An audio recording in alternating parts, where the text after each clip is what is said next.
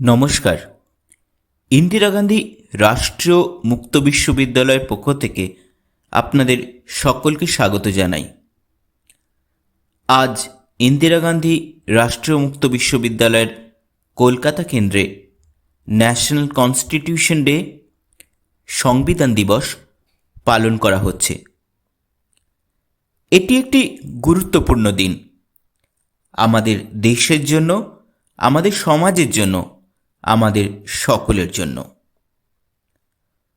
1949 সালের 26শে নভেম্বর ভারতীয় সংবিধান গৃহীত হয়েছিল গণপরিষদে। এই দিনটিকে স্মরণে রাখতে সামাজিক ন্যায় বিচার ও ক্ষমতায়ন মন্ত্রক ভারত সরকারের পক্ষ থেকে এই দিনটিকে সংবিধান দিবস হিসেবে পালন করা হয়। সংবিধান এক গুরুত্বপূর্ণ দলিল। সকল দেশই একটি সংবিধানের ছত্রছায়ায় পরিচালিত হয়। ভারত হল পৃথিবীর বৃহত্তম গণতান্ত্রিক দেশ, আর তাই এই সংবিধানের গুরুত্ব অপরিসীম। 2 বছর 11 মাসের অক্লান্ত পরিশ্রমের চেষ্টায় গণপরিষদ সংবিধান রচনা করতে সমর্থ হয়। আজকের দিনের গুরুত্ব, সংবিধানের ইতিহাস, গণতান্ত্রিক মূল্যবোধ নিয়ে আমরা একটি আলোচনা চক্রের আয়োজন করেছি। এই আলোচনা চক্রে আপনাদের সকলকে স্বাগত জানাই।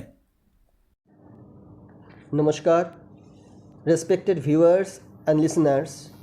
We are sitting here to commemorate the 75th anniversary of adoption of Indian Constitution, which was adopted on 26th November 1949 and coming into effect on 26th January 1950. Today is the National Hamara Sanvidhan Divas. Hamara Samman reflects India's unwavering commitment to upholding the principles of justice, equality and liberty enshrined in the Constitution, which acts as a tool to safeguard the rights of Indian citizens. Today is also called as National Law Day.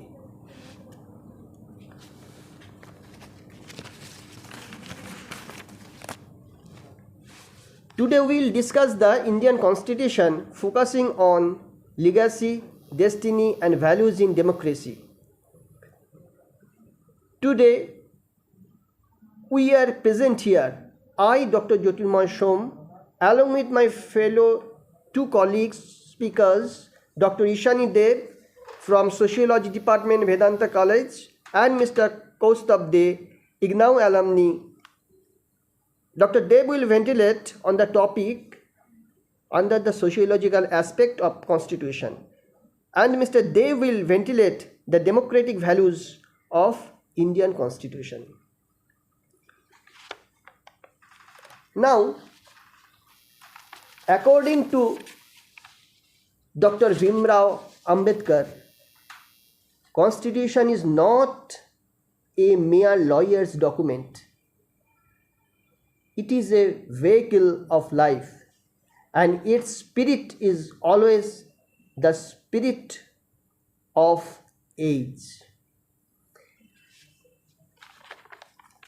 Now, in the trends of legacy,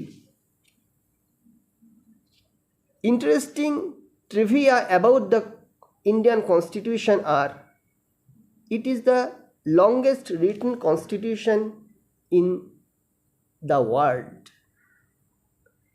The original Constitution of India was handwritten by Prem Bihari Narayan Raizada, with each page beautifully decorated by artists from Shantiniketan. It is inspired from the constitutions of various countries and is often referred to as the bag of offerings. Dr. B.R. Ambedkar is known as the father of Indian Constitution as he was the chairman of the drafting committee. The significance of 26th January for the enforcement of the Constitution is that it was the anniversary of Purna Swaraj Day, that is 26th January 1930.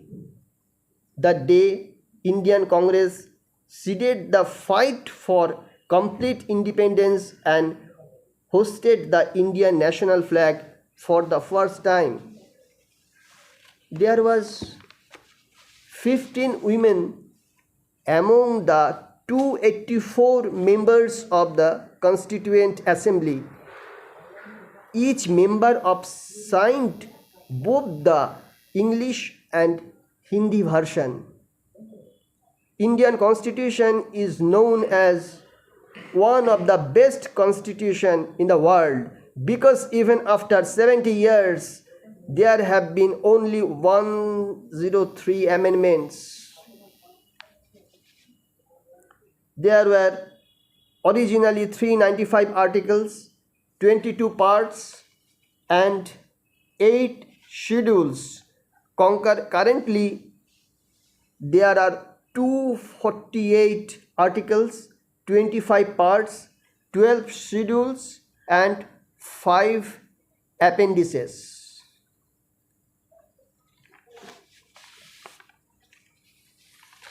The Indian Constitution serves as the foundational document that defines India's democratic, secular and egalitarian framework over the past 7 decades.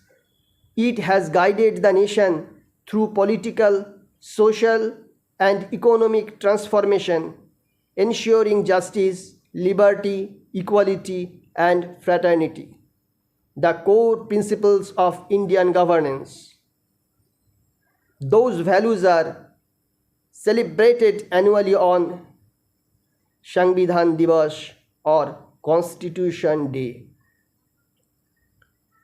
The preamble of the Indian Constitution is, "We, the people of India, having solemnly resolved to constitute India into a sovereign, socialist, secular, democratic republic and secure to all its citizens. Justice, social, economic and political liberty of thought, expression, belief, faith and worship, equality of status and the opportunity, and to promote among them all fraternity, assuring the dignity of the individual and the unity and integrity of the nation. We do hereby give to ourselves this Constitution."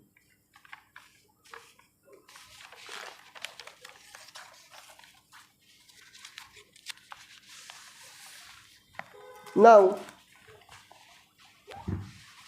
according to Dr. B.R. Ambedkar, the word Constitution is of French origin, which is generally used for regulation and order. The Constitution of any country is the fundamental law of the land and greater authority and sanctity. It not only describes the basic principles of the state, the structures and processes of governance and the fundamental rights of citizens, but also envisions a path of growth and development for a nation. After India attained freedom, the dream of the Constitution makers was to evolve such a viable model of governance that would best serve the nation, keeping the primacy of the people as central. It is the farsightedness and visionary leadership of the founding fathers of the constituting and constitution which has bestowed the country with an outstanding constitution that has worked as a beacon for the nation over the last 7 decades.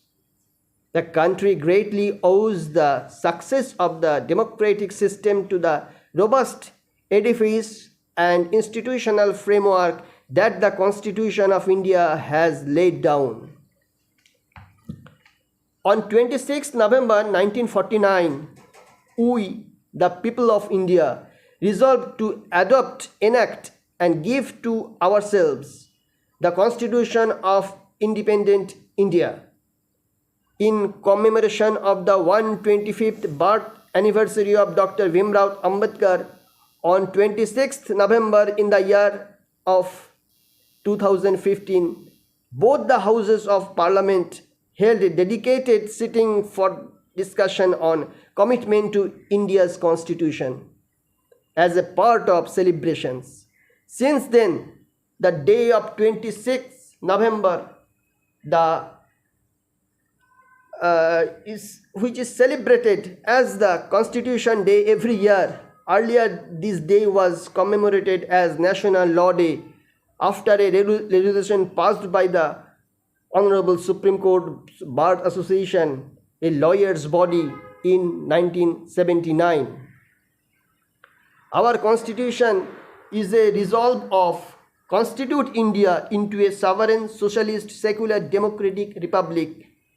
It is in fact a promise to the people for securing them socio-economic, political justice, liberty and equality.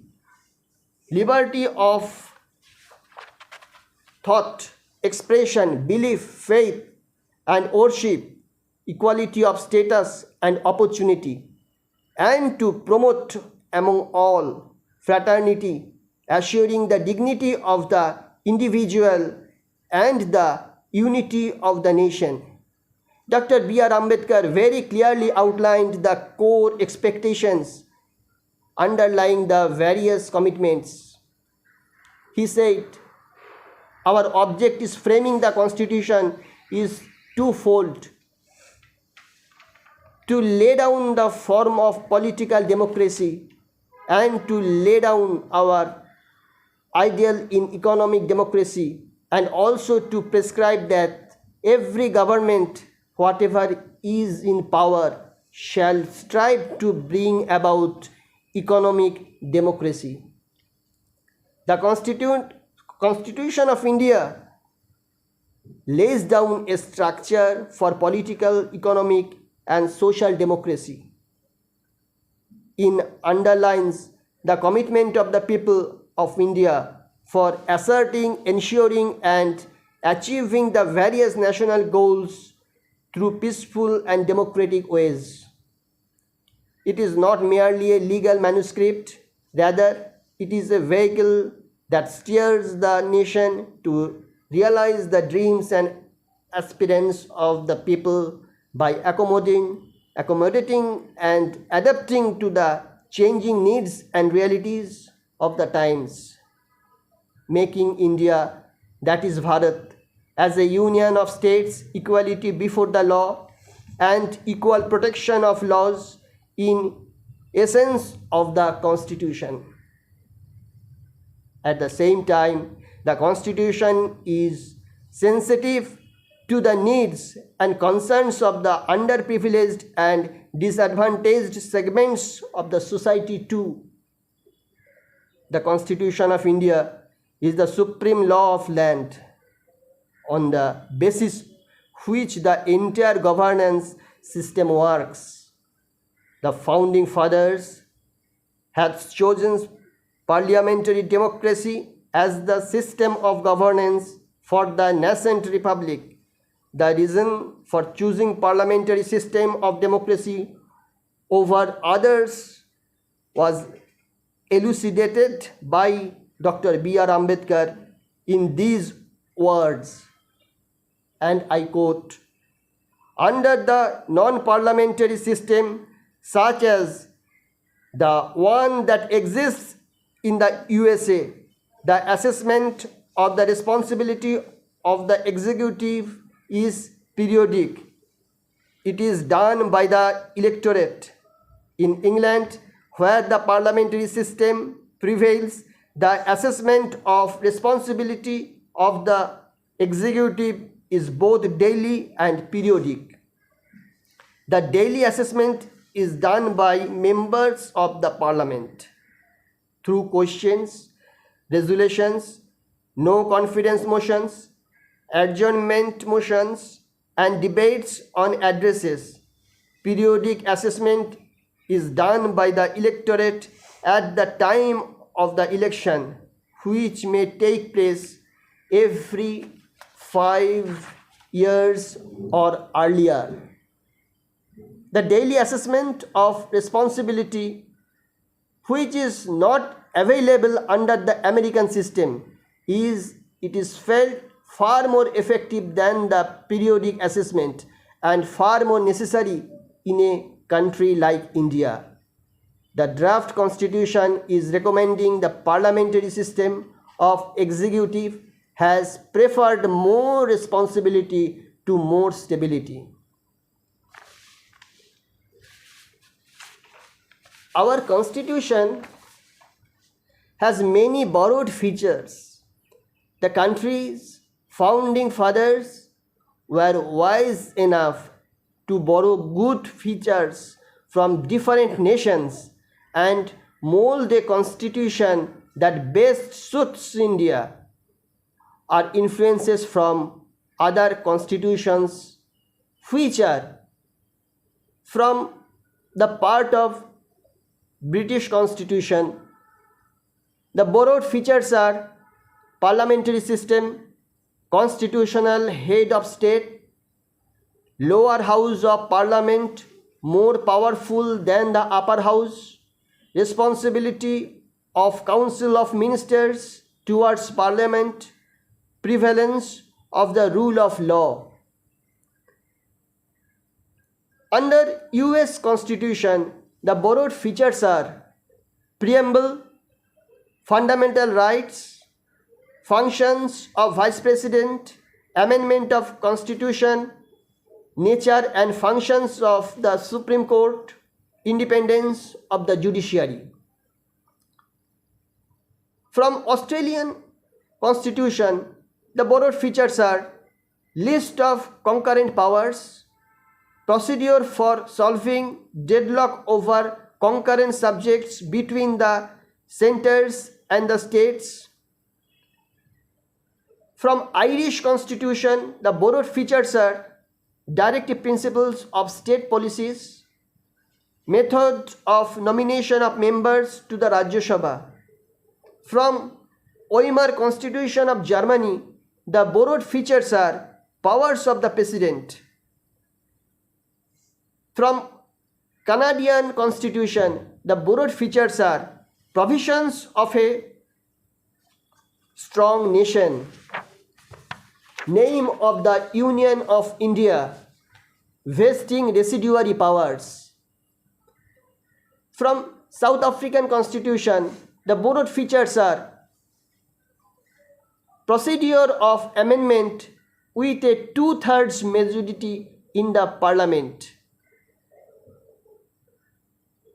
and election of the members of the Rajya Sabha on the basis of proportional representation by the state legislatures. Now, the chief features of Indian Constitution, which are federal system with unitary bias. The Constitution establishes a federal government system in India. All the expected features of a federal state, such as two government levels, division of powers, supremacy and rigidity of the Constitution, written Constitution and bicameralization are present. But the Constitution also contains many features of a unitary form of government, such as single citizenship, strong center, single situation, single constitution, flexibility of constitution, all India services, integrated judiciary, appointment of state governor by the center, emergency provision, and so on. In addition, the term federation is not mentioned in the constitution. Article 1 says India is a union of states, implying the Indian Federation is not the result of an agreement by the states. States do not have the right to secede from the Federation.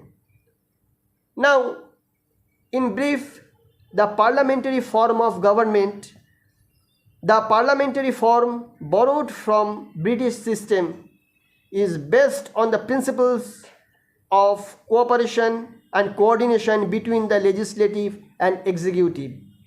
This form of government is alternatively known as the Westminster's model of government. It is also called responsible government and cabinet government. According to the constitution, not only the center, the parliamentary form is followed even in the states. In India, the features of the parliamentary form of the government are as nominal and real executives. Then, rule of the majority parties, collective responsibility of the executive to the legislature, membership of the ministers in the legislature, leadership of the prime minister or the chief minister, dissolution of the lower house. There are some basic differences between the Indian and British models, even though both follow the parliamentary form of the government. The Indian parliament is not a sovereign body. The British parliament is. Also, the Indian state has an elected head, since it is a republic, while the British head is hereditary, since Britain is a constitutional monarchy. In the parliament structure, that is according to Article 79, there is a parliament and two houses or chambers, the House of the People, that is Lok Sabha, and the Council of States, that is Rajya Sabha. The president is the head of the executive and also a constituent part of the legislature. He performs many functions with regard to the parliament. However, the president cannot sit in or take part in the discussion in the house. The president summons and prorogates the houses whenever required. He is also a vital part of the process of legislations in India, as he has to give his assent to every bill passed before it can become a law. He has the power to dissolve the Lok Sabha. At the start of the first session after each general election to the Lok Sabha and at the commencement of the first session each year, the president addresses both the chambers, which is known as the special addresses. Article 123 also gives the president the power to promulgate ordinances. Now, I will transfer the baton to Dr. Ishani Dev about her commitment in sociological aspect of Constitution. Thank you, sir. Good afternoon, listeners. ইগনুর আঞ্চলিক কেন্দ্র থেকে সকলকে স্বাগত। আজকের এই সংবিধান দিবসের দিনে। তো as an academic counselor, I have been teaching the course on political sociology. তো সেটার আর অপেক্ষা রাখে না that when you are considering the entire subdiscipline of political sociology as a researcher as well as a person coming from the social science background or humanities background, we ought to focus on the aspect of conflict, the aspect of negotiation, maneuvering, then resistance. তো এটা বলতে আমি দ্বিধা করব না যে হ্যাঁ আজকের দিনে হয়তো আমরা we রেভার the entire document that has been study in providing the base or foundation towards certain kind of dignified life for every citizens in India. কিন্তু সাথে সাথে এটাও কিন্তু আমি বলবো যে হ্যাঁ that I will engage in some kind of a critical analysis, বা ক্রিটিক্যাল অ্যানালিসিসের চেয়েও বড় কথা হচ্ছে যে হ্যাঁ সমালোচনামূলক কিন্তু একটা ব্যাখ্যা কিন্তু একটা প্রয়োজন আজকের দিনেও। কেন কি when you talk about the constitution, the first thing that comes in mind is an entire doctrination, a doctrinated document, সেটা রিটেন হোক আনরিটেন হোক, তো আমাদের দেশে সেটা রিটেন, কিন্তু সেটাই মাথায় আসে। And the other word that is মানে automatically gets associated with this document is the concept of law. এবার ল যদি বোঝাতে যাই তাহলে definitely there will a space will be created, there will be a particular space where there will be two or more parties, যেখানে দেখা যাবে হয়তো সবাই কিন্তু সমানভাবে কনসেনসাসে কিন্তু আসেন না।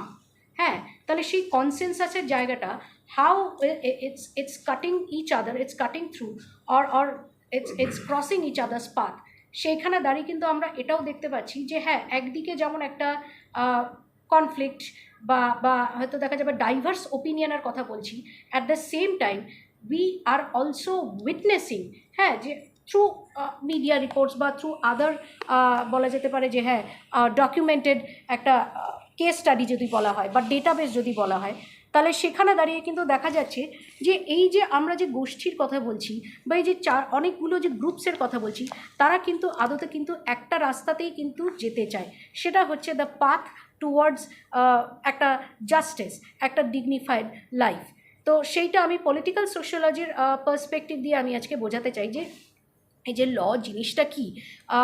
এবার আমি একজন সোশিওলজিস্ট NS টিমাশেভ 1937 উনি এই আর্টিকেলটা লিখেছিলেন, what is sociology of law. খুবই রেলেভেন্ট একটা প্রশ্ন যে হ্যাঁ আমরা সোশিওলজি তো পড়ছি, কিন্তু লটাকে কিভাবে আমরা দেখবো একটা সমাজবিজ্ঞানের একটা বা সমাজতাত্ত্বিক হিসেবে যে কীভাবে কনসেপ্টটাকে আমরা ট্রান্সলেট করতে পারি, not as something only as constructed sentence.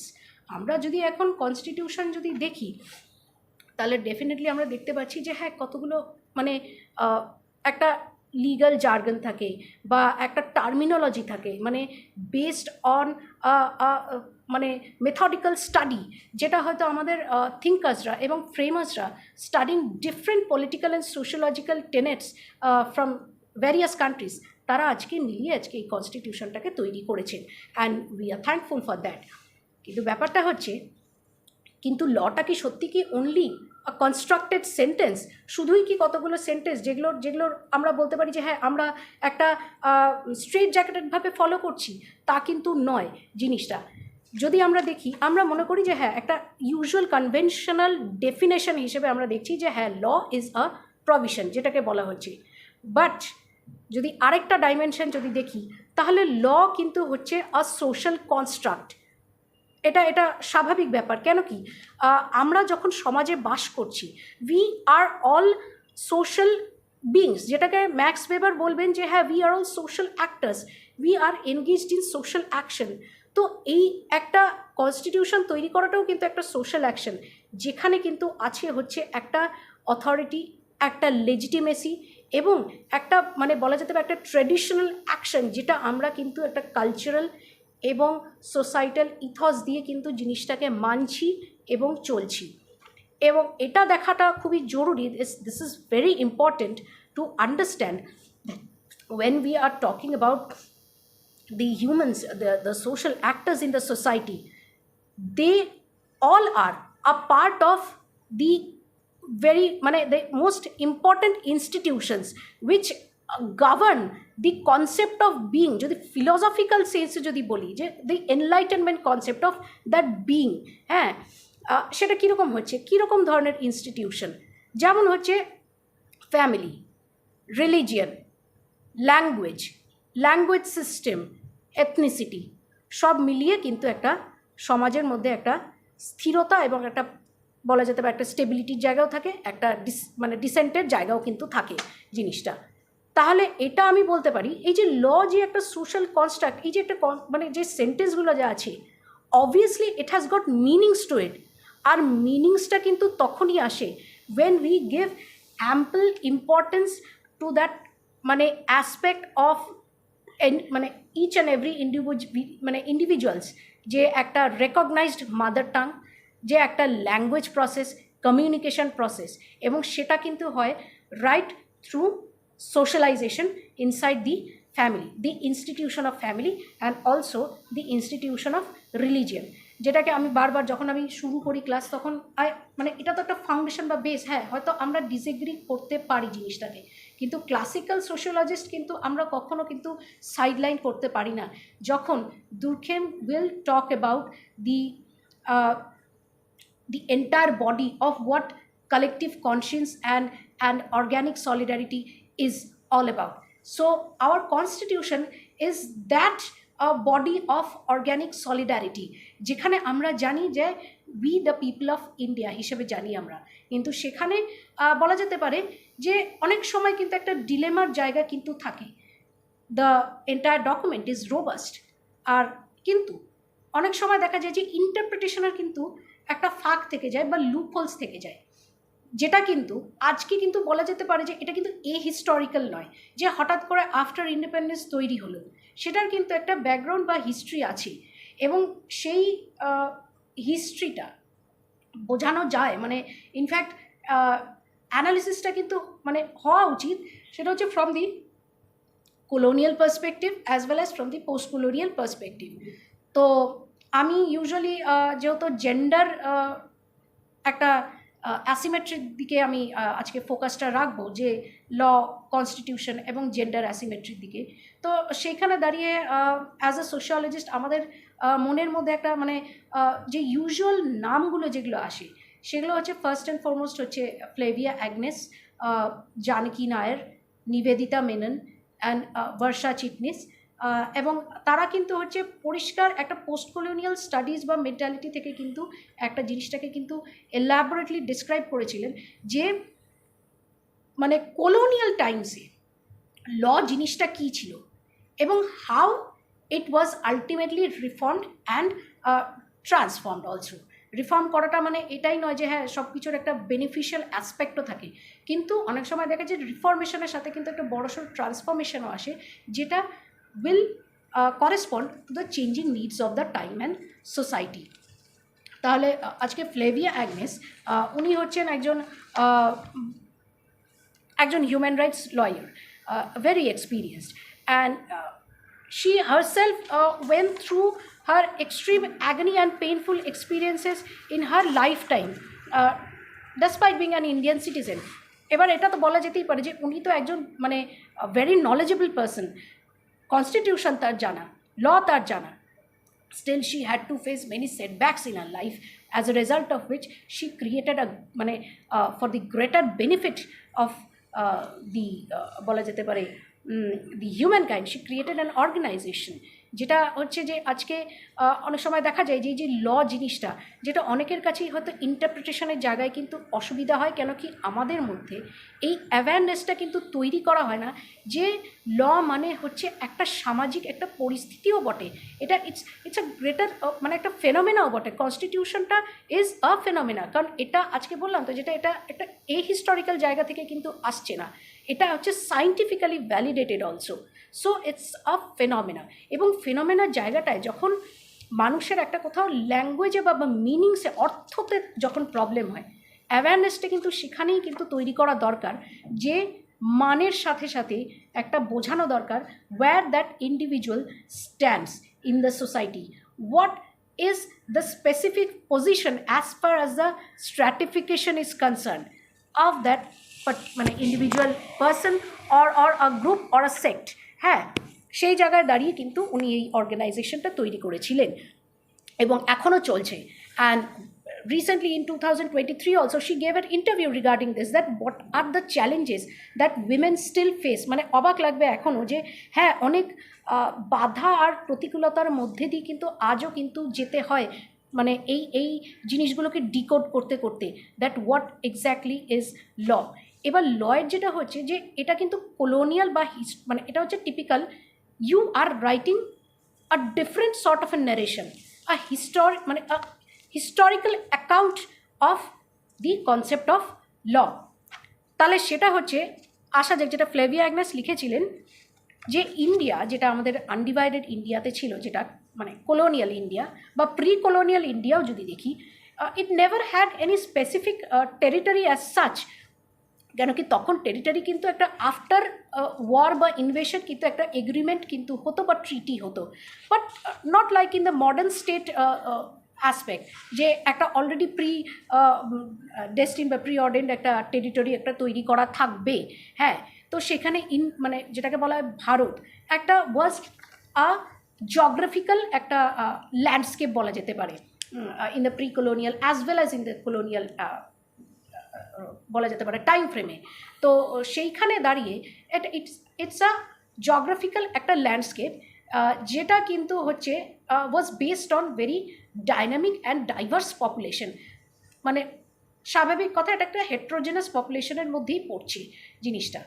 তো সেইখানে কিন্তু দেখা যাচ্ছে যে সেই সময় সমাজটা কিন্তু গভর্ন হতো on the basis of varna system, even though they had many জাতিস অ্যান্ড কাস্ট। সেটা তো একটা এথনোগ্রাফি আলাদাভাবে হার্বার্ট রিজলি করেছিলেন আর কি, তা সেটাও একটা প্রজেক্টে পরিণত হয়েছে। বাট সেটিং অ্যাসাইড দ্যাট, আমরা ভার্না সিস্টেমের মধ্যে দিয়ে আমরা মানে সমাজটাকে একটা চালনা করা হয়েছিল, both in the ancient and as well as in the medieval period till the arrival of the, মানে যতদিন আর কি ব্রিটিশরা এসছে তার একটা আলাদা চেঞ্জেস এসছে। সেইখানে দাঁড়িয়ে কিন্তু আমরা দেখতে পাচ্ছি যে একটা ইন্টারভার্না কিন্তু ম্যারেজ হতো, ইন্টারভার্না একটা কোহ্যাবিটেশন হতো। শাস্তি এবার মনুস্মৃতির যদি কথা বলি, তাহলে obviously every tendency of Manusmriti cannot be মানে এগ্রিয়েবল। হ্যাঁ, সেটা অবশ্যই সেটা সমর্থনযোগ্য নয়, কিন্তু ওখানে শাস্তির কথাটা মেনশন আছে যে কী কী মানে পেনাল্টি বা স্যাংশনস হতে পারে, যেহেতু একটা সলিডারিটির ব্যাপার থাকে বা কালেকটিভ একটা কনসিয়েন্সের ব্যাপার থাকে, মেকানিক্যাল সলিডারিটি হিসেবে যদি দেখা যায়। রেস্ট এইটা কিন্তু প্রমাণ হচ্ছে যে যখন আজকে স্যাংশনের কথা লেখা আছে, তার মানে কিন্তু বেদাস, ব্রাহ্মণাস, শাস্ত্রাস, উপনিষদ সব জায়গাতেই কিন্তু এটা কিন্তু মানে অস্বীকার করা যায় না যে একটা ইন্টারভার্না ম্যারেজ কিন্তু ছিল, উইচ ফোকাসড, যে একটা প্রমাণ করে যে হ্যাঁ there had some form of women মানে ফিমেল একটা অটোনমি কিন্তু ছিল জিনিসটায়। তা সেইখানে দাঁড়িয়ে she wrote the book in the year 2011। The book's name is law, justice and gender, family law and constitutional provision. Fine, এবার ব্যাপারটা হচ্ছে যখন দেখা যাচ্ছে যে ব্রিটিশরা যখন এসছেন, then they started as form of East India company, they started thinking যে হ্যাঁ ইন্ডিয়া হচ্ছে একটা এমন জিওগ্রাফিক্যাল ল্যান্ডস্কেপ যেটাকে হয়তো মার্কেন্টালিস্ট অ্যাপ্রোচ দিয়ে হয়তো আমরা এগোতে পারি, but what about that competitive spirit of the imperialist project, যেখানে ইন্ডিয়াটা যেটা আগে হয়তো জিওগ্রাফিক্যাল ল্যান্ডস্কেপে হয়তো নেশন ছিল, just nation, not as nation state, can be pushed forward or move towards the concept of nation state। হ্যাঁ, তো সেখানে একটা আলাদাভাবে একটা ভ্যালিডিটির প্রয়োজন আছে জিনিসটার। তাহলে ফলে কি হলো, উনি এখানে ফ্লেভিয়া অ্যাগনেস এবং Varsha Chitnis both talked about in a separate readings about the colonial law জিনিসটা, যে এই যে যেমন বলছে যে ইস্ট ইন্ডিয়া কোম্পানি আসার পর যেটা ওরা আধিপত্যটা দেখাতে পেরেছে, সেটা হচ্ছে বম্বে, মাদ্রাস অ্যান্ড ক্যালকাটা, যেটাকে ওরা প্রেসিডেন্সিতে পরিণত করেছে। তো সেইখানে কি হয়েছে, 1726, in the year 1726, the mayor courts was established in Calcutta, Bombay and Madras. Okay, আর সেখানে দাঁড়িয়ে কিন্তু গভর্নর জেনারেল ওয়ারেন হ্যাস্টিংস একটা প্ল্যান তৈরি করেছেন, ডিভাইসড আ প্ল্যান ইন 1772, যেখানে বলতে চাইছে যে হ্যাঁ আমাদের আরবান স্পেসে, that's a very interesting part also, যখন যখন আসে না তখন কিন্তু যেটা হয়, you create a certain kind of planning also, planning with respect to geographical changes, মানে করসপন্ডিং টু আরবানাইজেশন অলসো।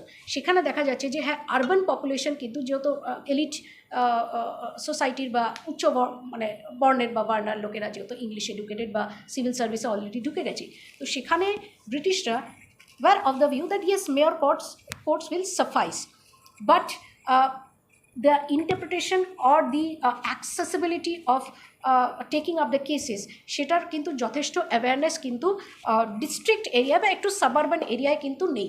তার জন্য যেটা প্ল্যান করা হয়েছিল 1772-তে ওয়াজ দি এস্টাবলিশমেন্ট অফ মফস্বল কোর্ট জিনিসটা। আর সেগুলোতে কি করা হয়েছে, এই যে ল্যাঙ্গুয়েজের কথা যদি বলছি, হ্যাঁ একটা মানে ব্রিটিশ ফিলসফার থমাস হবস 1651 যে বইটা লেভায়াথান যেটা লিখেছিলেন, বলছিলেন যে এই যে man as a rational being create certain kinds of covenants agreement, সেটা হচ্ছে based on not only just মানে একটা বলা যেতে পারে formulated sentence, but also on the basis of the obligation, rights, duties, privileges, benefits, not only at the macro structure but also in the microstructure, in the micro institutions as well.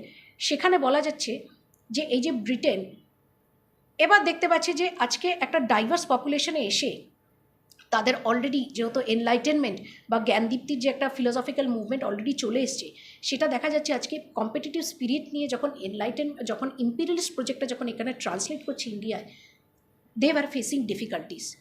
তো এবার ভাবছে যে এটা কি করে হয়, যে how to, মানে ইটস আ ভেরি কন্ট্রাডিক্টরি একটা অ্যাসপেক্টে চলে এলো, মানে বলা যেতে পারে ইটস লাইক ডায়ালেকটিক্যাল মেটেরিয়ালিজমের মতন আর কি, যে were you are advocating the aspect of the rationality, scientific temperament, the quest for truth, the মানে কি বলবো, the development of a being and mind, dichotomy between mind and body.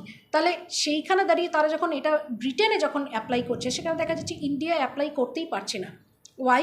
Because that cultural facets and cultural notions of the religious system, the diverse ethnic system. এবার সেখানে ভাষার প্রবলেমটা হচ্ছে, এবং ভাষার যখন প্রবলেমটা হচ্ছে, they were of the view যে যেটা সবার আগে যেটা ধাক্কাটা মারতে হবে সেটা হচ্ছে ভাষাটা মানুষ শেখে কখন, ওই যে বললাম একটা পরিবারের মাধ্যম দিয়ে, একটা সোশ্যালাইজেশনের মাধ্যম দিয়ে, just as an individual grasping reality. তো সেই জায়গাতেই কিন্তু ব্রিটিশ যে কলোনিয়াল অ্যাডমিনিস্ট্রেটরসরা, they thought that family should be the target institution or the target unit of, যেটা সোশ্যোলজির ভাষায় বলা হবে যে মেথোডোলজিক্যাল স্টাডিতে, যে টার্গেট ইউনিট অফ অ্যানালিসিস, যেটাতে ধাক্কাটা মেরে আমাদের যেটা করতে হবে যে ভাষাটাকে ট্রান্সলেট করে, যেটা হচ্ছে যে মানে একটা যে কালচারাল বা এথনিক যে একটা নুয়ান্সেসগুলো, সেগুলো আন্ডারস্ট্যান্ডিংয়ের জায়গায় রেখে ট্রান্সলেট করতে হবে জিনিসগুলো। তো এটা তো যেটা হলো 1776-এ সমস্ত যে টেক্সটগুলো, মানে যেটা হিন্দু টেক্সট বা ইসলামিক টেক্সট, সেগুলো কিন্তু ট্রান্সলেট করা হলো, যেটাকে একটা কোডিফিকেশনের জায়গায় নিয়ে এলো, যে দি অরিজিনেশন অফ পণ্ডিত। হ্যাঁ, এবার 1799-এ যেহেতু বম্বে প্রেসিডেন্সিতেও একটা রয়্যালটির একটা ব্যাপার থাকে, এমনকি in Kerala on Cochin also, Maharaja of Cochin, সেখানেও একটা যেহেতু রয়্যালটির একটা ব্যাপার থাকে, সব মিলিয়ে কিন্তু ওনারা যেটা করলেন যে সদর দিওয়ানি আদালত তৈরি করলেন, একটা court. And in 1823 they started codifying the text and the shastra. এটা হচ্ছে রেকর্ডার্স কোর্টের মধ্যে যাচ্ছে। আর by the time they reach 1857, সেটা হচ্ছে যে মেয়র কোর্ট বা যাই যে মফস্বল কোর্ট যাই থাকুক না কেন, সেটার কিন্তু ক্ষমতাটা মোটামুটি খর্ব করে দেওয়া হয়েছে অনেকটাই। কিন্তু অটোনমি যেটা ছিল প্রথম দিকে, যেহেতু দেওয়ার ফেসিং রেজিস্ট্যান্স, এই যে পলিটিক্যাল সোশ্যোলজির কনসেপ্ট দিয়ে বলছি যে মানে facing resistance from the natives, যে একটা কমিউনিকেশন গ্যাপ তৈরি হচ্ছে, সেখানে কিন্তু কোর্টের কিন্তু ক্ষমতাটা কিন্তু অনেকটা খর্ব করে প্রিভি কাউন্সিলের দিকে কিন্তু মানে চালিয়ে দেওয়া হয়েছে জিনিসটা। এবার যেটা দুটো তিনটে কেসের কথা আমি এখানে বলবো, যে সমস্যাটা কি হচ্ছে। আবার এখানে আমি থমাস হবসের ব্যাপারটা আনছি। এই যে বলা হচ্ছে যে একদিকে রিলিজিয়াস টেক্সটগুলো আছে, মানুষ সেগুলো ফলো করছে, সেটা ব্রিটিশ স্বীকারও করছে, ব্রিটিশরা, যে হ্যাঁ এটার দরকার আছে, যে পুরোপুরি এনলাইটেনমেন্ট প্রজেক্টটা এখানে আনা যাবে না, unlike in Britain. But at the same time when they are pronouncing judgement, সেগুলো কিন্তু হচ্ছে প্রচণ্ড অ্যান্টি একটা জেন্ডার বা অ্যান্টি উইমেনের কিন্তু পর্যায়ে চলে যাচ্ছে on the basis of family law and property inheritance. সেটা হচ্ছে যেমন Indian succession act 1865, Indian divorce act 1869, যেখানে কিন্তু দেখা যাচ্ছে যে কিছু কেস যেমন উঠেছে, সেটা হচ্ছে যেমন বিশ্বনাথন ভার্সেস স্বামীনাথন কেস, যেখানে বলছে ব্রাইড প্রাইস, যেটা নাকি একটা কিছু বিশেষ ট্রাইবাল সোসাইটি এবং ইসলামিক সোসাইটিতে ভেরি ইম্পর্টেন্ট, যে হ্যাঁ মহিলারা একটা ধন একটা পাবে, একটা ওয়েলথ একটা পাবে ফ্রম দ্য গ্রুম, সেটাকে বলা হচ্ছে ইমরাল।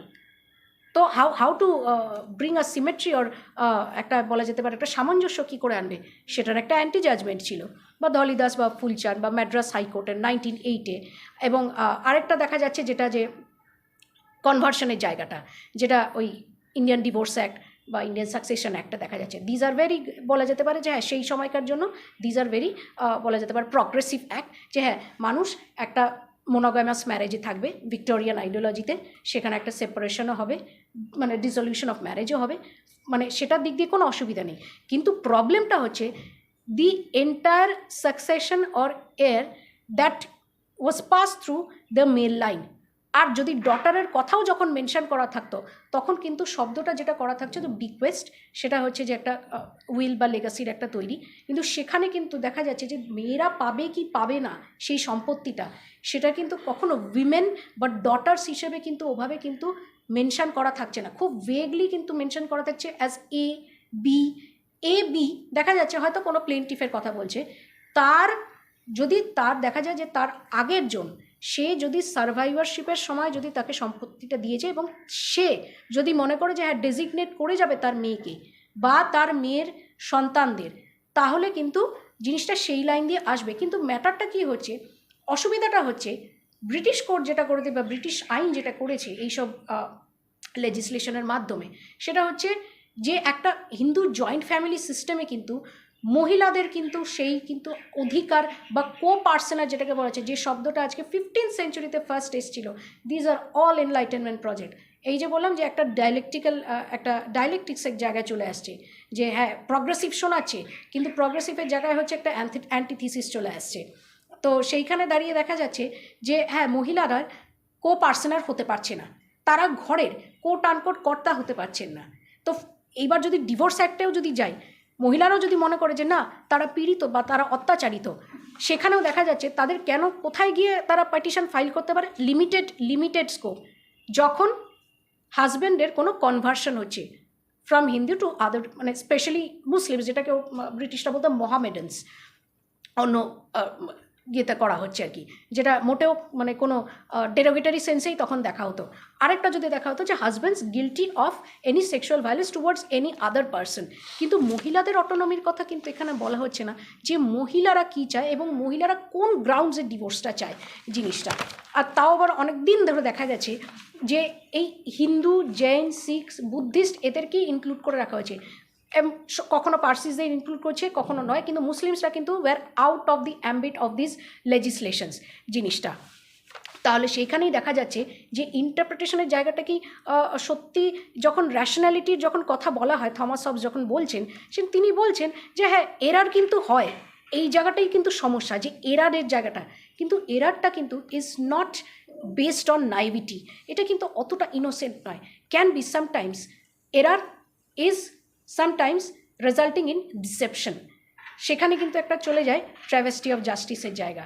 সেই জায়গাটাই কিন্তু ফ্লেভিয়া অ্যাগনেস এবং বর্ষা চিটনিসরা বা জানকি নায়ররা ফোকাস করেছেন, যে even in the independent India people মানে women, the category of women are still facing this brunt even though the constitution is giving us ample scope. যেমন বলছি, যদি এখন ইন্ডিপেন্ডেন্ট ইন্ডিয়ায় যদি আমরা কথা বলি, কী কী কনস্টিটিউশনাল প্রভিশন আছে, হ্যাঁ এটা অবশ্য এটা ministry of statistics and programming ইমপ্লিমেন্টেশনের একটা তথ্য দেওয়া ছিল আর কি, the articles that are given. স্বাভাবিকভাবে যেটা আমরা সবাই জানি ফান্ডামেন্টাল রাইটসের আর্টিকেল 14, ইকুয়ালিটি বিফোর ল, ছোটো করেই আমি বলছি। Article 15, there shouldn't be any discrimination. আর আর্টিকেল 15(3) যেটাকে বলেছে provision in favour of women and children. এবার এইখানেই কিন্তু বোথ ব্রিটিশ এবং বলা যেতে পারে যে কনস্টিটিউশনাল ফ্রেমার্সরা কিন্তু ভেবেছেন যে মহিলারা কিন্তু একটা প্রচণ্ড ভালনারেবল সেকশন বা প্যাসিভ এন্টিটি।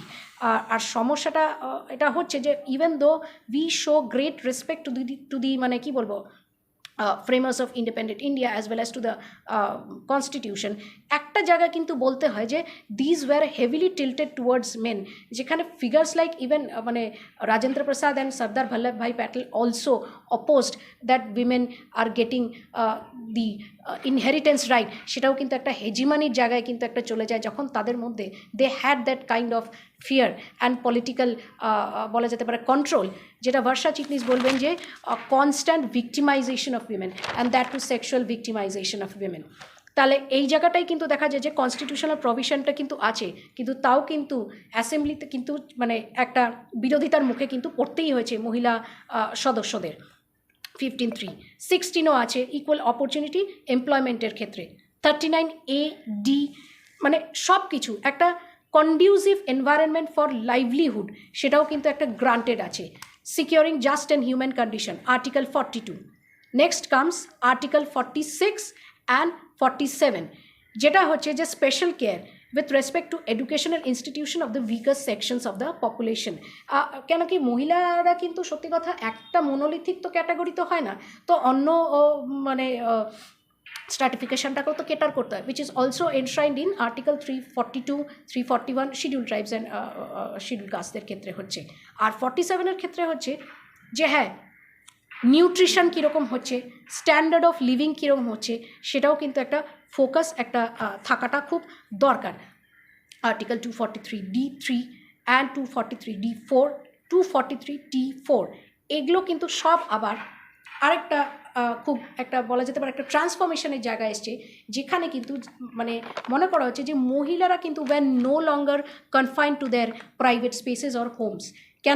কেন কি কলোনিয়াল ইন্ডিয়াতে দেখা গেছে যে যেহেতু একটা সেক্সুয়াল ভিক্টিমাইজেশন হচ্ছে, যে সবসময় মহিলাদের সেই অটোনমিটা পাওয়া যাচ্ছে না বা ইনহেরিটেন্স রাইটটা পেতে খুব অসুবিধা হচ্ছে। মানে আর তারপর যেটা সমস্যা, বিশাল বড় সমস্যা, সেটা হচ্ছে চাইল্ড ম্যারেজ, যেখানে কিন্তু এজ অফ কনসেন্টটাই কিন্তু একটা বিশাল বড় একটা প্রবলেম্যাটিক জায়গা। মহিলাদেরকে যখন তখন এভিক্ট করে দেওয়া হচ্ছে, সেইখানে দাঁড়িয়ে কিন্তু এই কিন্তু মানে কনস্টিটিউশনাল প্রভিশনসগুলো যেটা এখন এই মুহূর্তে পড়লাম 243, এটা কিন্তু প্রমাণ করছে যে মহিলারা কিন্তু পাবলিক স্পেসেও আসতে পারে। কেন কি এই যে কনস্টিটিউশনাল প্রভিশনসগুলো আমি পড়লাম, আর্টিকেলগুলো আমি পড়লাম, মেনশন করলাম 243টা ডি এবং টি, এখানে কিন্তু বলতে চাইছে যে মহিলারা কিন্তু ইলেকশনে আসতে পারে, ইলেকশন লড়তে পারে, both in panchayat as well as in the municipality. সেটা একটা বলা যেতে পারে একটা সদস্য হিসাবে ক্যান্ডিডেট, এবং অ্যাজ এ চেয়ারপারসন সেখানেও কিন্তু মহিলাদের কিন্তু একটা বিশেষ একটা সংরক্ষণ বা একটা স্কোপ কিন্তু থাকে জিনিসটা। তো এটা বলা যেতে পারে যেটা আমি পড়ছি আর কি, যে ওই কী বলা যায় না ওই হ্যাঁ টিমা শেফের কথাটা, the concrete forms of conduct forming law, I quote মানে যেটা বলছে আর কি, যে may be also studied from the historical point of view instead of describing in detail the norms applied today in a certain country. We may analyze the gradual development of the principal norms within certain periods in a given country। যে কারণে আমি এতগুলো কথা আমি বললাম, এই হিস্টোরিওগ্রাফিটা writing history from মানে বলা যেতে পারে যে ফ্রম অ্যান ইনভার্টেড অ্যাঙ্গেল, যেটা মনে করা হতো যে হ্যাঁ মহিলারা হয়তো সেভাবে কথা বলতে বা ভয়েস নেই। আর যদি ফ্লেভিয়া অ্যাগনেসের কথা যদি বলি, তাহলে সেই হিস্ট্রিটা কীরকম ছিল, যে legitimacy was gained for the English population at home through the self proclaimed role of civilising the natives civilising যেমন আছে, আসলে ব্যাপারটা হচ্ছে ইট ওয়াজ বলা যেতে পারে civilising and incarcerating the women as a whole জিনিসটা। তো এবার অ্যাট প্রেজেন্ট আমাদের মধ্যে জিনিসটা কী থাকছে, যেমন কোর্টস কিন্তু এখনও মোটামুটি কিন্তু রেকগনাইজ করছে এই রাইটগুলো। যেহেতু ওয়ার্কিং উইমেনের কথা বলা হচ্ছে, আমি যেহেতু বললাম যে এই যে পঞ্চায়েত বা মিউনিসিপ্যালিটিতে মহিলারা একটা এগিয়ে আসবে বা পলিটিক্যাল পার্টিসিপেশনে যেহেতু থাকবে, obviously they become a working women. হ্যাঁ, কারণ তাদেরও তো একটা আলাদা স্যালারি বা স্টাইপেন্ড আছে মানে in terms of the panchayat act. এছাড়াও যদি আমরা অন্য প্রফেশনের কথাও যদি বলি, তাহলে কিন্তু পাঞ্জাব হাইকোর্ট কিন্তু বলেছে 24 সালে যে one can't lose sight of the women who are engaged in every field and they are not only working in offices but also doing business independently and are well placed in many offices, institutions and companies. তো সেটা এবার আমার একটা প্রশ্ন হচ্ছে যে তাহলে কি সবই কি খুব রোজি পিকচার কি? নিশ্চয়ই না, কারণ বললাম তো যে এখনও কোণঠাসা অবস্থায় থাকতে হয় মহিলাদের জিনিসটায়, even though they know that মানে একটা কনস্টিটিউশন বলে বস্তু আছে, একটা কোর্ট বলে একটা জুডিশিয়ারি বলে একটা জিনিস আছে, we have 3 organs of the government, তাহলে কিসের জন্য আছে? কিন্তু এখনও কিন্তু যেটা হচ্ছে জিনিসটা যে প্রপার সেন্সিটাইজেশনটাই কিন্তু হচ্ছে না, যেখানে দেখা যাচ্ছে ইভেন ইন জুডিশিয়ারি একটা লিফলেট বলে একটা অনলাইন একটা পোর্টালে একটা আর্টিকেল বেরিয়েছিল 2020 সালে যে অল ইজ নট ওয়েল, হ্যাঁ, আর অল ইজ নট ওয়েল, আর আরেকটা হচ্ছে আনমাস্কিং মিসোজিনি ইনসাইড দ্য কোর্টস, যেখানে দেখা যাচ্ছে যে ওয়ার্কিং উমেনদের কিন্তু ভিলিফিকেশন কিন্তু চরমভাবে হচ্ছে, যেখানে অনেক সময় দেখা যাচ্ছে যে মানুষকে হয়তো মহিলাদেরকে একটা মেটার্নিটি লিভ যেটা অলরেডি অ্যামেন্ডমেন্ট অ্যাক্টের মাধ্যম দিয়ে গেছে 2017-এ, সেখানে কিন্তু দেখা যাচ্ছে কনসিডারিং দি আর্টিকেলস মানে প্রোভাইডিং দি কন্ডিউসিভ ওয়ার্কিং এনভায়রনমেন্ট, তা সত্ত্বেও কিন্তু এরকম বহু সংস্থা আছে যেখানে কিন্তু মানুষকে মেটার্নিটি লিভ নিতে গেলে কিন্তু বলা হচ্ছে যে প্রেগনেন্সি টেস্ট করতে হবে বা মেনস্ট্রুয়াল যে রেগুলারিটিটা সেটা কীরকম সেটা ফর্মে ফিল আপ করতে হবে, which is nothing but violation of মানে একটা বলা যেতে পারে হিউম্যান রাইটস অলটুগেদার, কিন্তু সেটা কিন্তু এখনও কিন্তু হচ্ছে, which is quite disappointing in the sense জিনিসটা। আর তারপর হচ্ছে মেটার্নিটি বেনিফিটের যেটা হচ্ছে সেটা কিন্তু আনঅর্গানাইজ সেক্টরেও হচ্ছে। এবার আমি যদি NFHS-এর কথা বলি, NFHS 5-এর ন্যাশনাল ফ্যামিলি হেলথ সার্ভে যেটা, সেটা হচ্ছে যে আজকে 82% মহিলা বোধহয় আনঅর্গানাইজ সেক্টরে আছে, তো তাদের মধ্যে একটা বেসিক বলা যেতে পারে যে স্যানিটেশন, হাইজিন, হ্যাঁ, সেগুলোই যখন পায় না তো মেটার্নিটি লিভ আর কোথা থেকে হবে জিনিসটা। তো করোনার পর থেকে, প্যান্ডেমিকের পর থেকে যেটা হচ্ছে মানে ওই গভর্নমেন্টের লেবার যে ফোর্স পার্টিসিপেশন যে সার্ভেটা, সেইখানে দেখা যাচ্ছে যে মোটামুটি 30% মহিলারা আস্তে আস্তে মানে out of the labour market চলে যাচ্ছে, কারণ তারা সেই রিড্রেসালের জায়গাটা কিন্তু পাচ্ছে না। আর যদি প্লেন্টিফাই হয় তাহলে কিন্তু দেখা যাচ্ছে যে দে আর এনকাউন্টারিং সো মানে একটা বলা যেত ভিগোরাস একটা মিসোজিনির কিন্তু জায়গায় পড়ে যাচ্ছে, এবার আনফর্চুনেটলি উইদাউট মানে কী বলবো criticising anyone with due respect, জুডিশিয়ারির লোকেরাও কিন্তু অনেক সময় দেখা যায় যে খুব নেগেটিভ ডিমোটিভেটিং কথা কিন্তু অনেক সময় বলেন যে what is it like to be a woman and what a woman should be even in the year 2015 and 20। আজও মহিলাদেরকে দেখা যাচ্ছে কোর্টে লড়াই করতে হয় সম্পত্তির জন্য। তাহলে এইটুকু বলতে পারি আমি যে শেষ করার আগে যে আমাদের যেমন 3 organs of the government, executive, legislature and judiciary, সেটা যেমন একটা বানানো হয়েছিল একটা কনস্টিটিউশনের একটা অ্যাম্বিটের মধ্যে থেকে যে না theories of checks and balances থাকাটা দরকার ইন অর্ডার টু প্রিভেন্ট আরবিট্রারিনেস, কিন্তু এটাও কিন্তু একটা দেখতে হবে যে আরবিট্রারিনেসটাকে আটকাতে গিয়ে যেন এমপ্যাথিটা কোথাও হারিয়ে না যায়। So constitution should be about empathy.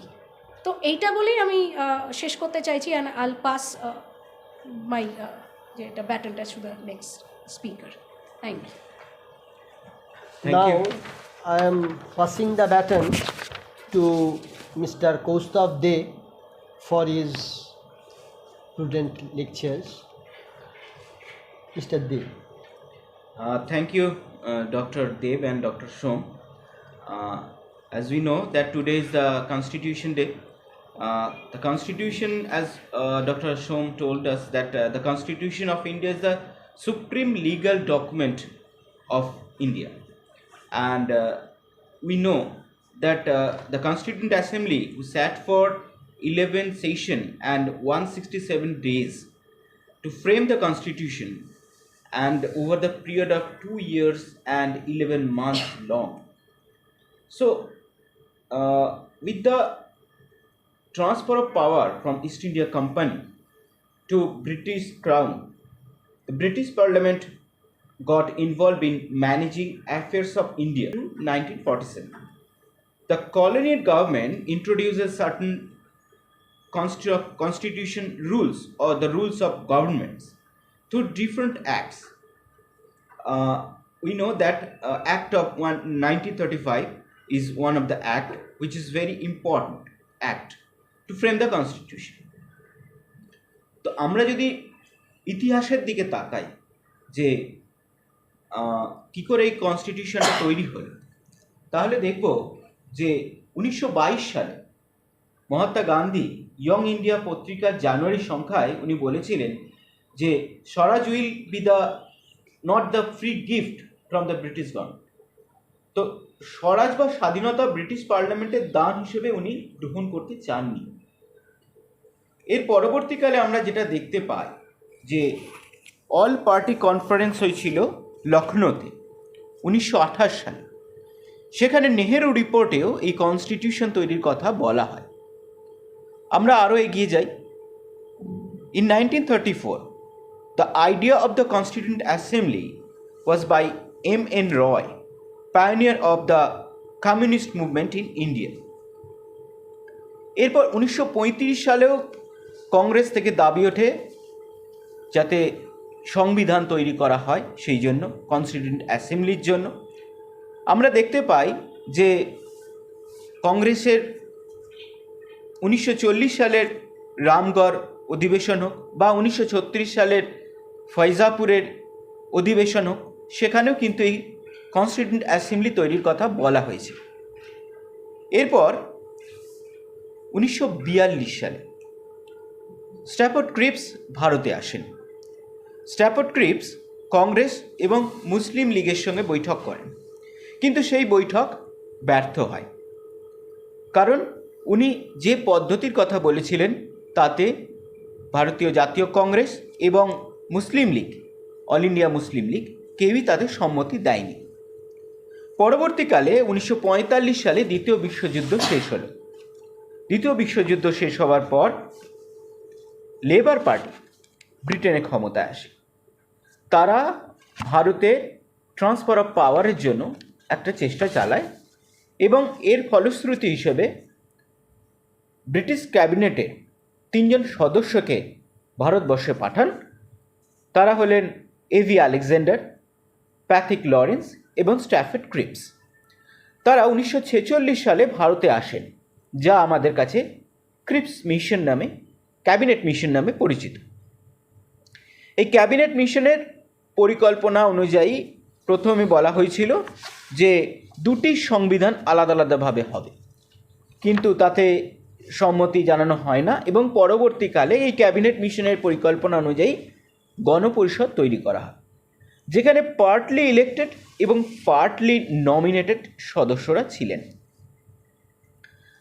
তো এখানে 2 ধরনের সদস্যরা মেনলি ছিলেন, যাদের মধ্যে ছিলেন একটা ব্রিটিশ প্রভিন্স আর ছিলেন প্রিন্সলি স্টেট। তো এইখানে কংগ্রেস বিপুল পরিমাণে সংখ্যাগরিষ্ঠতা লাভ করেছিল। 208টি আসন তারা লাভ করেছিল কংগ্রেস, যেখানে অন্যান্য দলরা পেয়েছিল 15টি আসন এবং মুসলিম লীগ পেয়েছিল 73টি আসন। এখানে প্রিন্সলি স্টেটের কাছ থেকে আসন সংখ্যা ছিল 93টি এবং ব্রিটিশ যে প্রভিন্স সেখানে 292টি আসন সংখ্যা ছিল। পরবর্তীকালে 1947 সালে ভারতবর্ষ স্বাধীন হওয়ার সময় এই সংখ্যাটা কমে যায়, কারণ ভারত এবং পাকিস্তান 2টি আলাদা দেশ হয়ে যাওয়ার ফলে এই ব্রিটিশ প্রভিন্স থেকে সংখ্যাটি কমে চলে আসে 229 এবং প্রিন্সলি স্টেট থেকে সংখ্যাটি কমে চলে আসে 70।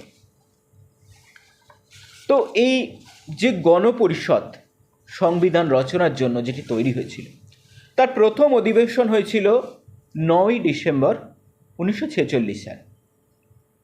মুসলিম লীগ এই অধিবেশন বয়কট করে।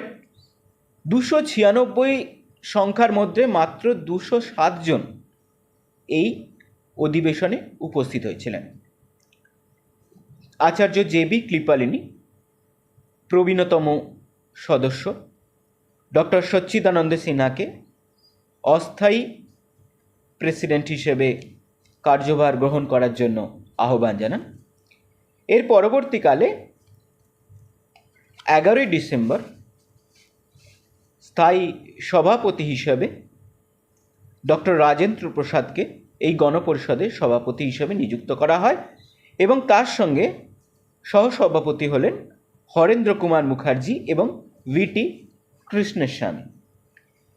বি.এন. রাওকে কনস্টিটিউশনাল লিগ্যাল অ্যাডভাইজার হিসেবে মনোনীত করা হলো। এরপর 13ই ডিসেম্বর 1946 সাল অবজেক্টিভ রেজলিউশন যা প্রস্তাব করেছিলেন জওহরলাল নেহেরু 1947 সালের 22শে জানুয়ারি, যেটি পর্যায়ক্রমে আমরা দেখতে পাই যে প্রিরাম্বল হিসেবে, সেটিকে গ্রহণ করা হলো 1947 সালের 22শে জানুয়ারি। এই 22শে জুলাই এরপর 1947 সাল তখন ভারতের যে জাতীয় পতাকা যেটি হবে সেটা অ্যাডপ্ট করা হলো। তারপর 15ই আগস্ট ভারত স্বাধীন হলো এবং India split into dominion of India and dominion of Pakistan হিসেবে দুটি দেশে ভাগ হয়ে গেল। এরপর এই গণপরিষদ 29শে আগস্ট সংবিধান রচনার জন্য ড্রাফটিং কমিটি তৈরি করেন। এই ড্রাফটিং কমিটির যারা সদস্য ছিলেন তারা হলেন doctor B R. Ambedkar, Alladi Krishnaswami Ayyar, N Gopalaswami Ayyangar, K M. Munshi, Mohammad Saadulla, B L. Mittal, D P. Khaitan. এবং ড্রাফটিং কমিটির চেয়ারম্যান হিসেবে ডক্টর বি.আর. আম্বেদকরকে নিযুক্ত করা হল। 1947 সালের অক্টোবর থেকে তার পরবর্তীকালে ড্রাফটিং কনস্টিটিউশন সেটা তৈরি করা শুরু হলো।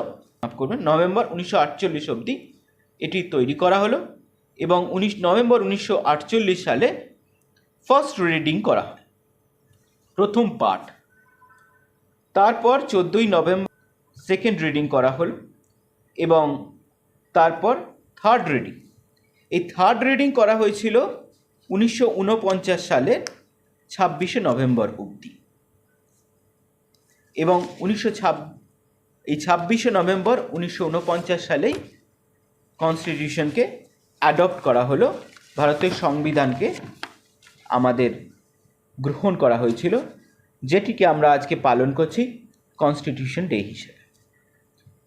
এরপর দেখতে পাই যে 24শে জানুয়ারি 1950 সালে ডক্টর রাজেন্দ্র প্রসাদ ভারতের প্রথম রাষ্ট্রপতি হিসেবে ওনাকে মনোনীত করা হলো এবং ন্যাশনাল অ্যান্থেম এবং ন্যাশনাল সং যেটি গান আছে, রাষ্ট্রীয় গান, সেটিকে অ্যাডপ্ট করা হলো এবং 26শে জানুয়ারি 1950 সালে কনস্টিটিউশন অফ ইন্ডিয়া তাকে কার্যকর করা হয়।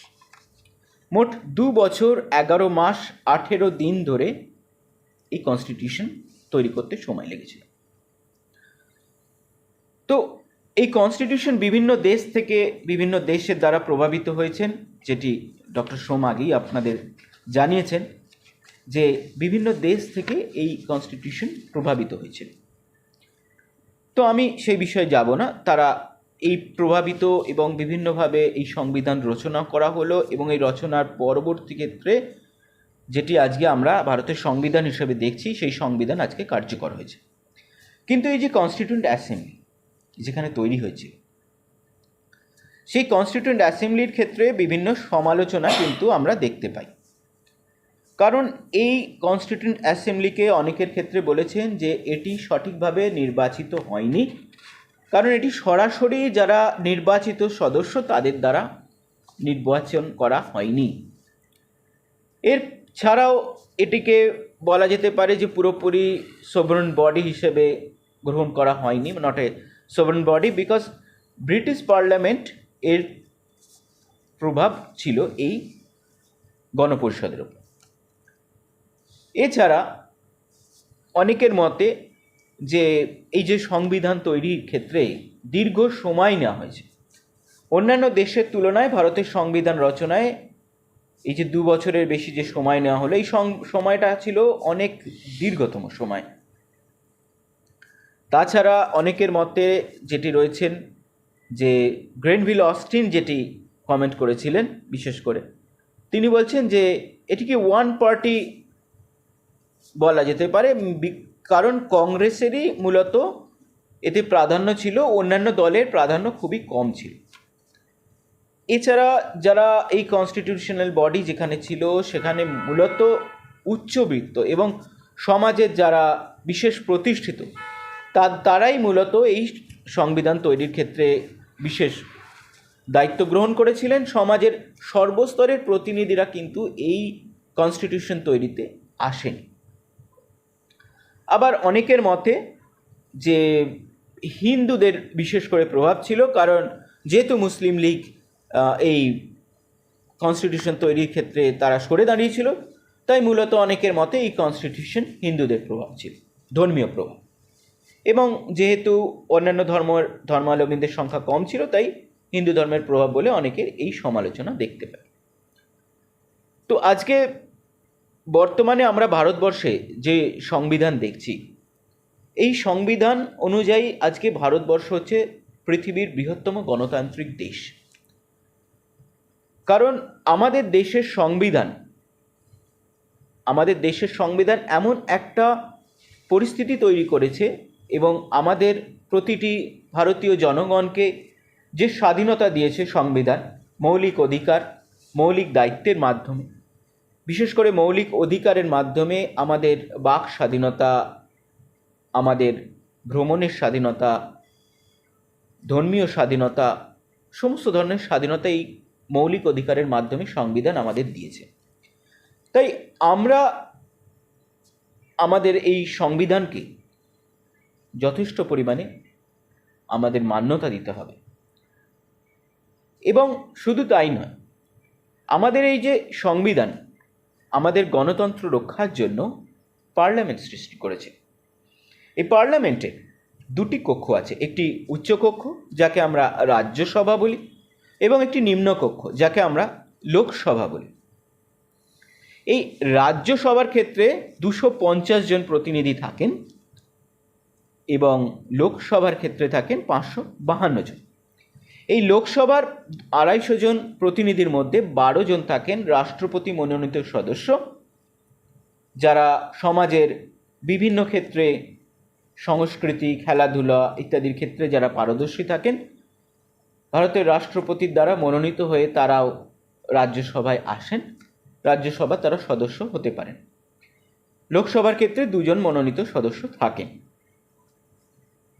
লোকসভা সরাসরি ভারতীয় জনগণের দ্বারা একটি সংসদ, একটি কক্ষ, যেখানে প্রতিটি ভারতীয় নাগরিক তারা সরাসরি ভোট দিয়ে আমাদের এই লোকসভার সদস্যদের নির্বাচিত করেন এবং তারা নির্বাচনে জয়ী হয়ে লোকসভায় যান। এদের মেয়াদ 5 বছর। আর রাজ্যসভার ক্ষেত্রে কিন্তু সরাসরি নির্বাচন হয় না। এক্ষেত্রে রাজ্য যে বিধানসভা থাকে সেখান থেকে তাদের যে মনোনীত সদস্য তারা রাজ্যসভায় যান। রাজ্যসভা কিন্তু স্থায়ী, রাজ্যসভা কখনো বন্ধ হয় না, এটি স্থায়ী কক্ষ। এবং যারা রাজ্যসভায় যান তাদের মেয়াদ হচ্ছে 6 বছর এবং প্রতি 2 বছর অন্তর 1/3 সদস্য এই রাজ্যসভার থেকে অবসর গ্রহণ করেন এবং 1/3 নতুন সদস্য তারা আবার নতুন যোগদান করেন। তো আমরা যদি ভারতীয় এই গণতন্ত্রের সংসদের প্রভাব দেখতে পাই, তাহলে দেখব যে লোকসভা এবং রাজ্যসভার ক্ষেত্রে বেশ কিছু ক্ষেত্রে আমাদের মূলত 2টি কক্ষেরই সমান অধিকার আছে। বিশেষ করে সংবিধান সংশোধনের যদি কোনো সময় প্রয়োজন হয়, রাষ্ট্রপতির নির্বাচনের ক্ষেত্রে যদি প্রয়োজন হয়, তাহলে কিন্তু এই 2টি কক্ষেরই সমান অধিকার আছে। এছাড়া যে কোনো বিলের ক্ষেত্রেই 2টি কক্ষেরই সমর্থন জরুরি। কিন্তু এক্ষেত্রে মনে রাখতে হবে লোকসভা এগিয়ে রয়েছে অর্থ বিলের ক্ষেত্রে। অর্থ বিল কেবলমাত্র লোকসভাতেই গুরুত্বপূর্ণ একটি মাধ্যম হিসেবে কাজ করে এবং লোকসভার কোনো বিল অর্থ বিল কিনা সেটি ঠিক করার দায়িত্বে থাকে লোকসভার সদস্যরা। যদি লোকসভার সদস্যরা মনে করেন কোনো বিল অর্থ বিল, তাহলে সেটিকে অর্থ বিল হিসেবে গ্রহণ করা হবে। আর রাজ্যসভার ক্ষেত্রে বিশেষ করে রাজ্যের বিষয়ে যদি কোনো আইন প্রণয়নের প্রয়োজন হয়, অল ইন্ডিয়া সার্ভিসের যদি বিষয়ে কোনো আইন প্রণয়ন করার বিষয় হয়, তাহলে কিন্তু রাজ্যসভার গুরুত্ব এক্ষেত্রে অপরিসীম। সুতরাং এই সমস্ত দিক বিচার বিশ্লেষণ করে আমরা দেখতে পাই যে ভারতীয় সংবিধান অনুযায়ী ভারতীয় পার্লামেন্টের থ্রু দিয়ে যে আমরা যে গণতন্ত্র যেটি আমরা উপভোগ করছি, সেটি কিন্তু আমাদের জন্য খুবই গুরুত্বপূর্ণ। তো এর আগে যে আমরা আলোচনায় ছিলাম এবং ডক্টর দেব যে কথাগুলি বলছিলেন, এই যে সংবিধান রচনার ক্ষেত্রে আমরা যদি দেখতে পাই, তাহলে আমরা বেশ কিছু বাঙালিদের কিন্তু ভূমিকা দেখতে পাব। উনি যেটা বলছিলেন যে সংবিধান রচনার ক্ষেত্রে মহিলাদের কি ভূমিকা রয়েছে, সেক্ষেত্রে সংবিধান রচনার ক্ষেত্রে 15 জন মহিলা সদস্য কিন্তু ছিলেন এই কনস্টিটিউয়েন্ট অ্যাসেম্বলিতে, এবং তাদের মধ্যে বেশ কিছুজন বাঙালিও ছিলেন। এদের মধ্যে যারা অবদান রেখেছিলেন যারা বাঙালি হিসেবে, তাদের মধ্যে আমরা বলতে পারি লীলা রায়, বলতে পারি আইসিএস সতীশচন্দ্র মুখোপাধ্যায় এবং চারুলতা মুখোপাধ্যায়ের কন্যা রেণুকা রায়ের কথা, বলতে পারি স্বাধীনতা সংগ্রামী অরুণা আশরাফ আলীর ভগিনী পূর্ণিমা ব্যানার্জির কথা, বলতে পারি মালতী চৌধুরীর নাম। এছাড়া বাঙালিরাও কিন্তু এই গণপরিষদের ক্ষেত্রে বেশ কিছু গুরুত্বপূর্ণ ভূমিকা গ্রহণ করেছিল। বাঙালিদের মধ্যে যারা উল্লেখযোগ্য ভূমিকা গ্রহণ করেছিলেন তাদের মধ্যে উল্লেখযোগ্য ডক্টর হরেন্দ্র কুমার মুখার্জি, যিনি গণপরিষদের সহসভাপতি ছিলেন এবং সংখ্যালঘু উপসমিতির প্রধান ছিলেন এবং পরবর্তীকালে পশ্চিমবঙ্গের রাজ্যপাল হয়েছিলেন। বাঙালি রূপে ডক্টর শ্যামাপ্রসাদ মুখোপাধ্যায়ের নামও উল্লেখ করা যেতে পারে, যিনি পরে নেহেরুর মন্ত্রিসভায় শিল্পমন্ত্রী হন। পরবর্তীকালে নেহেরুর সাথে কিছু বিরোধ হবার ফলে ভারতীয় জনসংঘ প্রতিষ্ঠা করেন, যেটি ভারতীয় জনতা পার্টির পূর্বসূরি। এছাড়া গণপরিষদের সদস্যদের মধ্যে ব্যারিস্টার শরৎচন্দ্র বসু, মনমোহন দাস, অরুণচন্দ্র গুহ, লক্ষ্মীকান্ত মিত্র, মিহিরলাল চট্টোপাধ্যায়, সতীশচন্দ্র সামন্ত, সুরেশচন্দ্র মজুমদার, উপেন্দ্রনাথ বর্মন, বসন্ত কুমার দাস, সোমনাথ লাহিড়ী, এদের নাম খুবই উল্লেখযোগ্য। তো এইভাবে আমরা যদি ইতিহাস এবং বর্তমান এই দুটোকে যদি আমরা দেখতে পাই, তাহলে দেখতে পেলাম যে এই ভারতীয় সংবিধান যা গণপরিষদের মাধ্যম দিয়ে তৈরি হয়েছিল, আর আজকের যে পার্লামেন্ট সিস্টেম, যে গণপরিষদের উত্তরসূরি হিসেবে যে পার্লামেন্ট আজকে কাজ করছে, এই দুটির তুলনা আমরা দেখতে পেলাম। আমি আমার বক্তব্য এর বেশি দীর্ঘায়িত করতে চাই না। আমরা বললাম এছাড়া যে বাঙালিদের প্রভাব, বক্তব্য রাখবো না। আমি আবার ডক্টর সোমকে বলছি বাকি কথা বলার জন্য। Thank you, Dr. Ishani Deb. Thank you, Mr. Kaustubh De, with their valuable lectures in our today's panel discussion. Now, when the baton is came to me for a conclusive part, I will say something in a sum up way. Now, we say our experiences with democracy and to shed light on its principles, mechanisms, and challenges that have emerged from time to time. Now,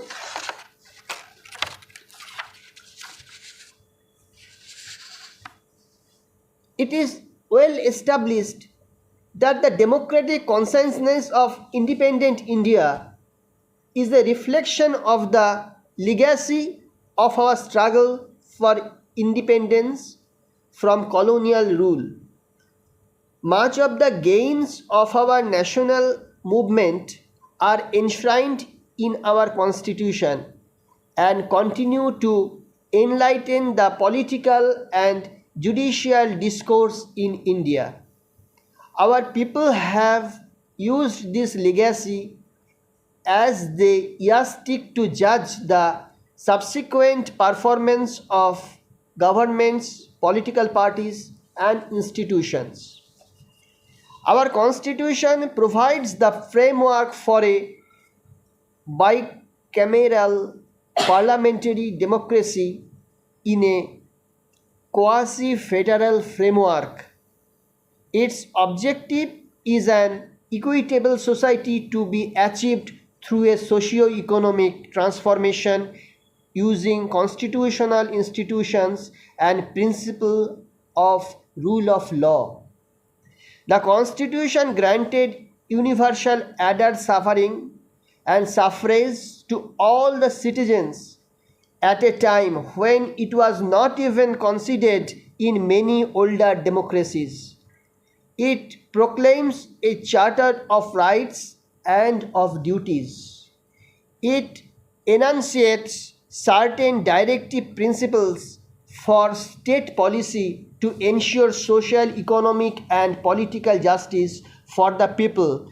It also delineates the legislative jurisdiction of the union and state legislatures.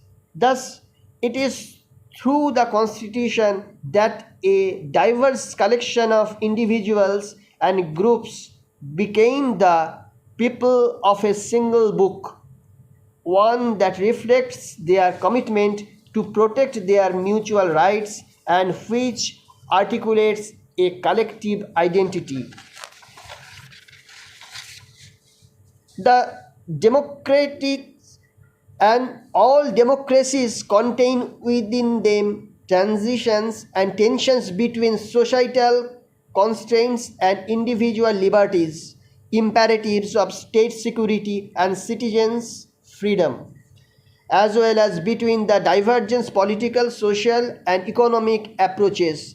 In our case, social justice, acceptance and implementation of diversity, and prevention and correctiveness and correctives to social discord remain perennial challenges. Containment of social discord remains a recurring challenge. All segments of our society, regardless of faith, are stratified in socio-economic categories with deep roots in the past. In such diversity, regional, social, linguistic, and religious tensions are unavailable, and all at times that escalate into conflict. These are often local and transitory, and the same allegedly democratic process that generates them also help resolution in good measures. Public awareness, avoidance of extremist postures, and promote and prompt corrective action by the administration assists the process. Absence of this, for whatever reasons, aggravates them and cause damage to the social fabric. Democracy in India has taken equality and social inclusion as one of its objectives.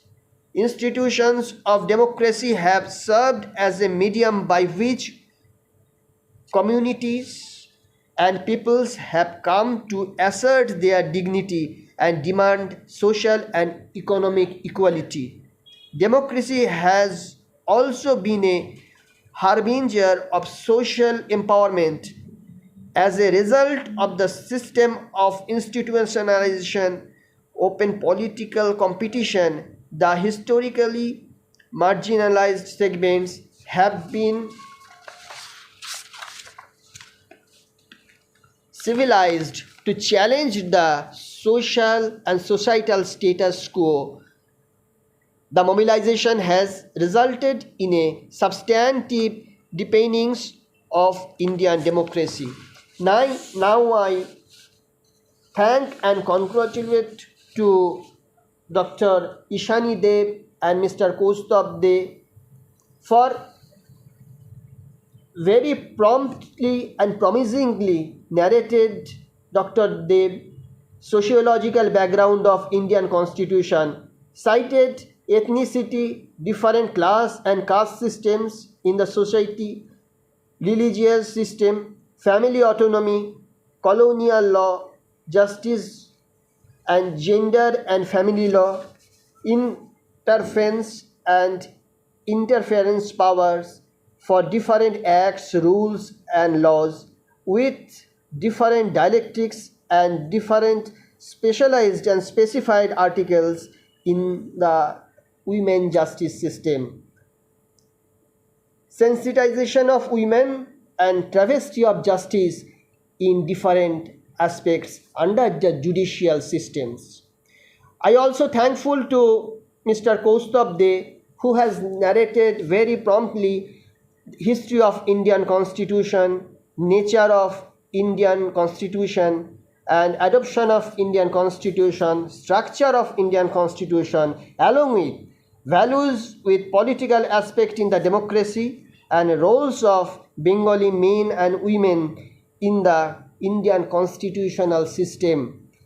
Then we will conclude our today's panel discussion by enlightening and appreciate all the colleagues in this regard. Thank you. Thank you all.